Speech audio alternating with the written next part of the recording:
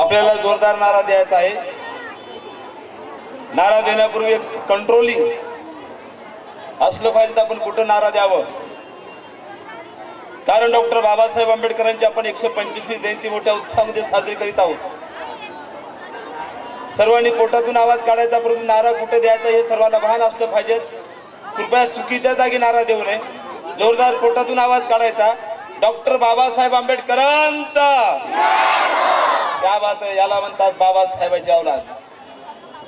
तथागत गौतम बुद्धांचा, छत्रपती शिवाजी महाराजांचा, ज्योतिबा फुल्यांचा, माता भीमाईंचा, माता रमाईंचा, आसाराम बापूचा.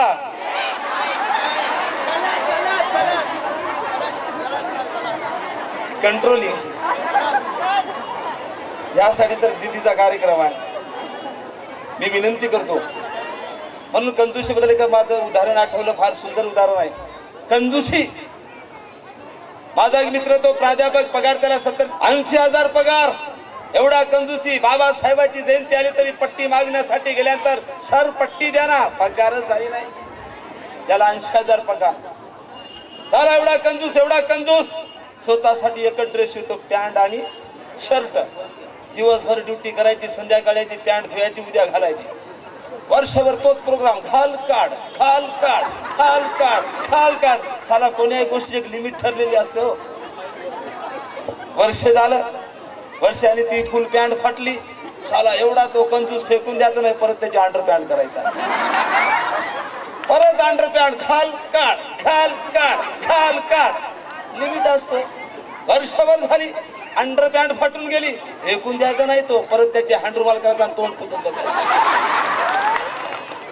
वर्षभर झालं तीच हँड रुमाल. भरानंतर हँड रुमाल फाटली, फेकून द्यायचा नाही तो, घरच्या दिव्याला वाद करायचा. वर्ष झालं, जळून जळून जळून राग झाली वाताची, फेकून द्यायचा नाही तो. काय करायचं माहित आहे? काला दत्त मंजन करत चौकातून बांधला.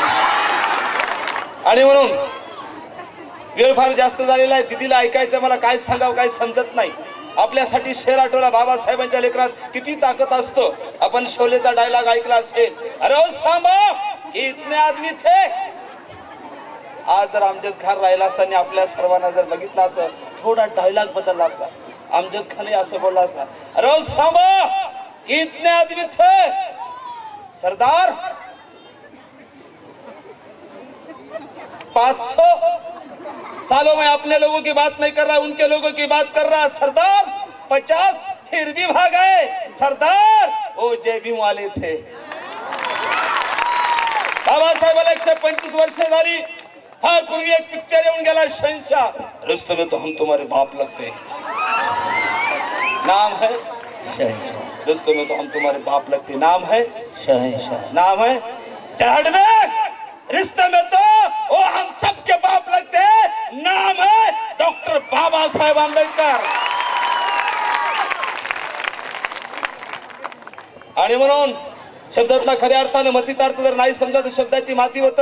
बोलून गेले संत कबीर, शब्द शब्द सबको एक है, शब्दों का करो विचार, एक शब्द शीतल करे, एक शब्द देजार. किती सुंदर अर्थ हो.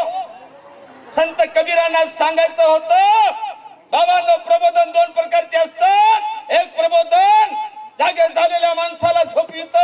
अरे फुले शाहू आंबेडकरी विचाराचं प्रबोधन झोपलेल्या माणसाला जाग करतं. संत कबीराला सांगायचं होतं, त्यांचं प्रबोधन सोन्यासारख्या माणसाची माती करतं.